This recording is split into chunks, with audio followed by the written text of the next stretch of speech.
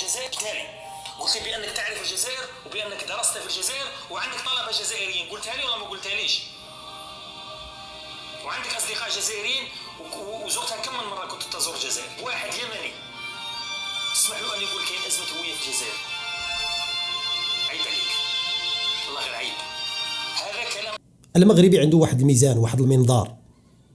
اليمني اخو المغربي في الدين الاسلامي، كما انت اخو المغربي في الدين الاسلامي، لكن الفرق ما بينك يا بنيف واي جزائري اخر واليمني هو ان اليمني لا يسبنا في اعراضنا، ما هي يسبنا ولا يريد تقسيم بلادنا، ولا يدعم عصابة مدة 47 سنة من أجل أن تقسم بلادنا، بل وقتلت بالسلاح الذي قدمه الجزائريون للبوليزاريو، قتلت المئات وربما الآلاف من الجنود المغاربة ومن المغاربة المسالمين الآمنين في صحرائنا المغربية. السلام عليكم. واحد الفيديو لقيته يعني غريب جدا كيتعلق بالشخص بونيف. هذا الشخص معروف عليه بأنه كيسب المغاربة يعني من الصمت لتحت، معروف عنه أنه سليط اللسان ووقح إلى أقصى درجة، لكن في هذا الفيديو سبحان الله رأيته يستجدي المغاربة ويستعطف المغاربة ألا يصدقوا أو ألا يدخلوا فيما يعني بينهم وبين الجزائريين أشخاص آخرين، وهؤلاء الأشخاص الآخرين الذين يقصدهم بالتحديد هو أسعد الشرعي. هذا اليمني أثار الكثير من القلاقل عند الجزائريين، لأنه جاء للمغرب وصور ما كانوا يتمنون ألا يصور، ونقل يعني كل ما يمكن أن يسبب مشاكل نفسية لشخصية كبونيف ولغيره من أعداء الوحدة الترابية. كما قلت سابقا بأن هذا الشخص يعني أسعد الشرعي ليس شخصا يعني إعلاميا بارزا أو قويا أو كاتبا مرموقا أو كاتبا صحفيا أو شيء من هذا القبيل، لكنه شخص له متابعون، وأيضا شخص نقل الصورة التي أردنا المشارقة أن يعرفوها عن الصراع المغربي الجزائري والعقلية الجزائرية. لذلك الحسن الثاني رحمه الله كان قال واحد القولة اللي هي مهمة، وهي أن الصحراء المغربية هي مغربية، لكن أردنا أو نريد من العالم أن يعرفوا مع من حشرنا الله في الجوار.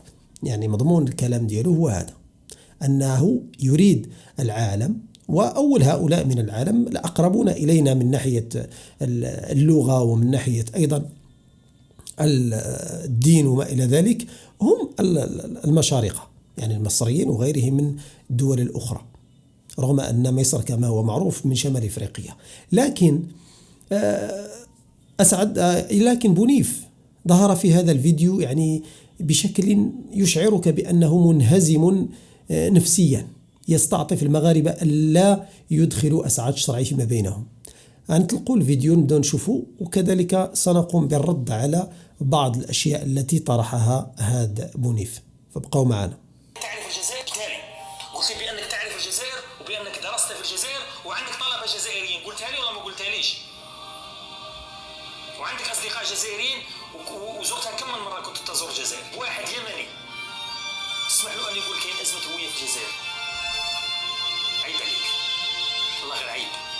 هذا كلام ايضا قالوا لي الشيخ قال لك عيب عليه يسمح الشخص أسعد اليماني أو أسعد الشرعي اللي قال على الجزائر بأنها عندها مشكل هوية. اللي قال مشكل هوية عند الجزائريين قبل من أسعد الشرعي وقبل من المغاربة هم جزائريون في بلاطوات ديال القنوات الجزائرية، ومن طرف وزراء سابقون في الجزائر، ومن طرف كتاب ومؤرخين جزائريين يتحدثوا بصراحة بأن الجزائر تعاني مشكل هوية. ثاني شيء، ملي غتقول لي حشومة عليك أو حشومة عليكم تسمحوا لأسعد الشرعي يقول على الجزائر بأن عندها أزمة هوية، فحشومة عليك أنت الذي تطعن في شرف المؤمنين والمؤمنات، وهو أخطر من أن يجي واحد يقول لك عندك مشكل هوية. إذا قال لك عندك مشكل هوية عليك أولا بحل المشكل مع فرنسا التي قالت لكم بأن هي التي أسست الجزائر. هنا خصك تمشي تهضر مع ماكرون، لا أن تتحدث مع أسعد الشرعي ولا مع المغاربة. فالمغاربة مهما كانت قوتهم فهم ليسوا بنفس القوة ديال فرنسا، وفرنسا هي التي قالت عنكم بأنكم مشكل هوية.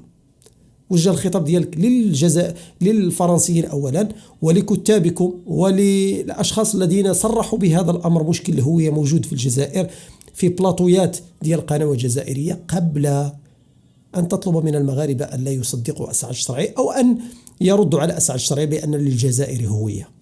وانت أول من ضر بالهوية الجزائرية عندما ترفض أو عندما تقف ضد الأمازيغ وضد الحركة الأمازيغية في الجزائر، وتقول عن الجزائر بأنها دولة عربية قومية وبأن لا وجود للأمازيغ على أرضها. أنت هو المشكل، ماشي المغاربة. كملوا الفيديو ديالك. كان معايا في الهاتف قال لي اليهود هما اللي راهم يشعلوا في النار ما بين الجزائريين والمغاربة، هما اللي راهم يديروا في الفتنة. قلت له نعم، اليهود تحديدا. اليهود هم الذين يشعلون هذا الأمر. شوف، في العلاقات الدولية وفي المصالح، كل دولة كتبحث على المصالح ديالها.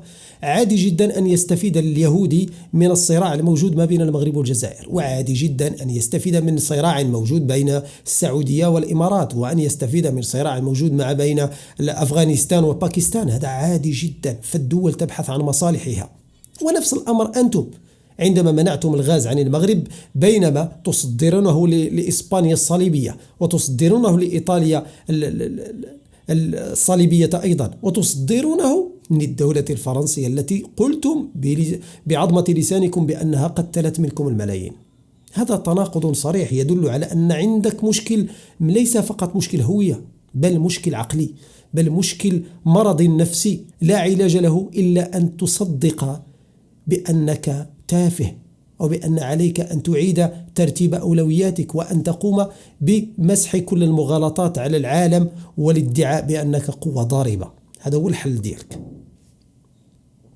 الصهاينة لو كان تلاحظوا الحملات الإعلامية زادت بعد التطبيع. وزير الخارجية الجزائري لما قرأ بيان قطع العلاقات قال واحد الجملة ولا واحد عودها، قالنا أن نعلن قطع العلاقات الدبلوماسية مع المغرب ونأسف ولسنا سعداء بذلك. هذه العبارة قال ولسنا سعداء بذلك.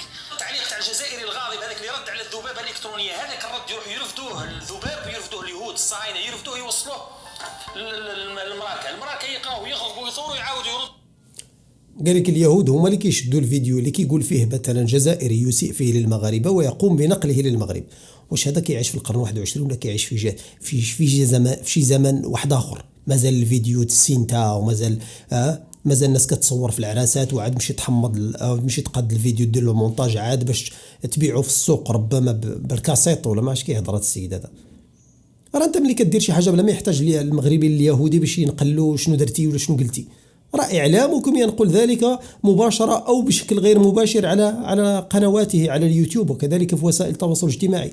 المغربي كل ما يقوم به هو انه يجد شيئا مستفزا يقوم بعرض هذا الامر، كما اقوم معك انا الان. يعني ماشي يهودي هو اللي صيفط لي هذا الفيديو ديالك، بل هذا الفيديو معروض من طرف الجزائريين ومن طرفك انت. يعني انت اش كدير هنا؟ راه جالس في استوديو راه منقول على الهواء، وكذلك منقول في القنوات الرسميه ديالكم.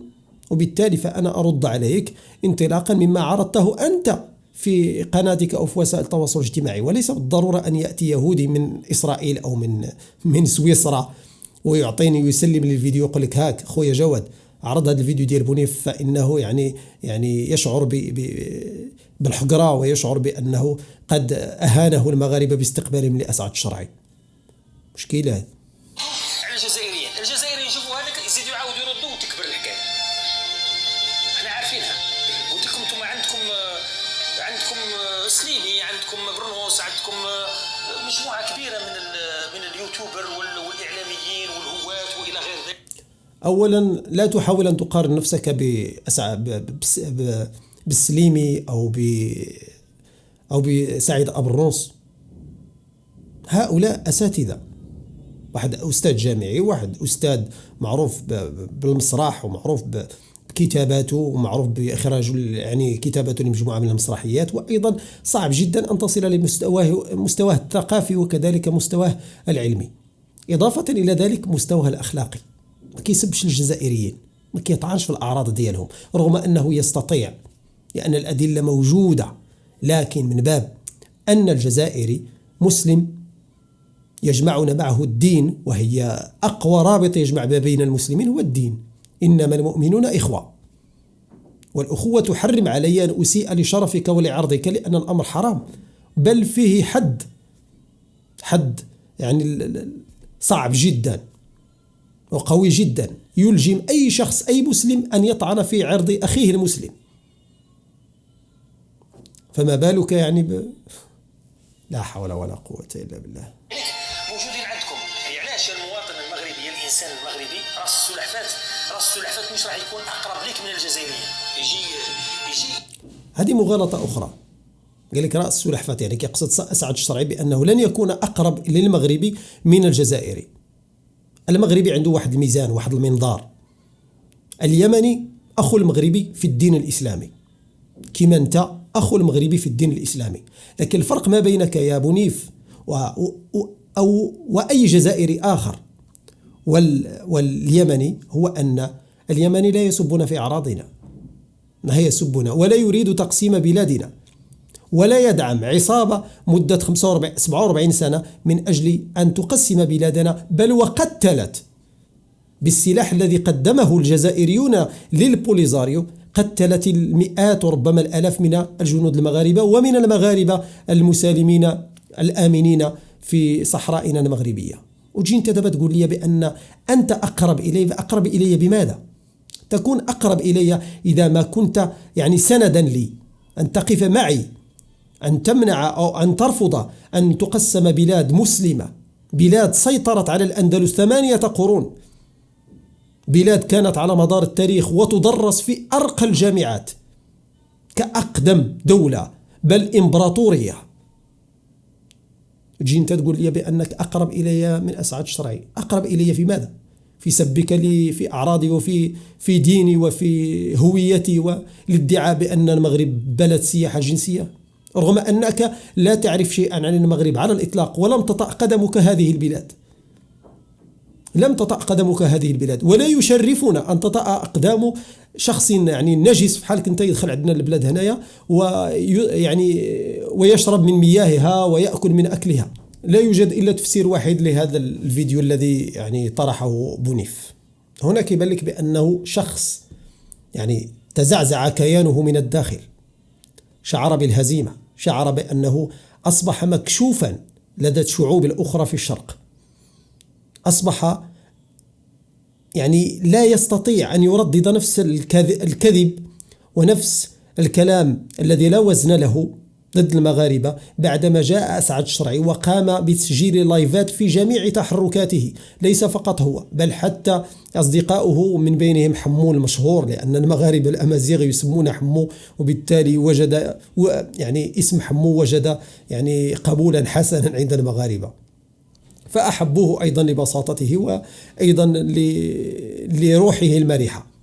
المهم بونيف وجد نفسه محاصرا اليوم. يعني الكلام الذي كان يروج له على المغرب بأنه بلد السياحة الجنسية وبأنه بلد الفقر والجوع والطوابر، فإذا به اليوم يعني لا يستطيع أن يردد هذا الكلام، لأن الفيديوهات التي لشخص جاء لأول مرة للمغرب اللي هو سعد الشرعي رأى بأم عينه، لاقى الناس في الشوارع وما إلى ذلك، ونشر اللايفات التي يعني المباشر التي سجلها في جميع مناطق المغرب، ولم يحاصره يعني ولم يرى لا طوابير على الأكل والزيت، بل وجد الخيرات في كل مكان واستقبالا حارا من المغاربة، بل ويرغمونه على أن يكون ضيفا لديهم، يضيفوه، بينما في الجزائر يعني.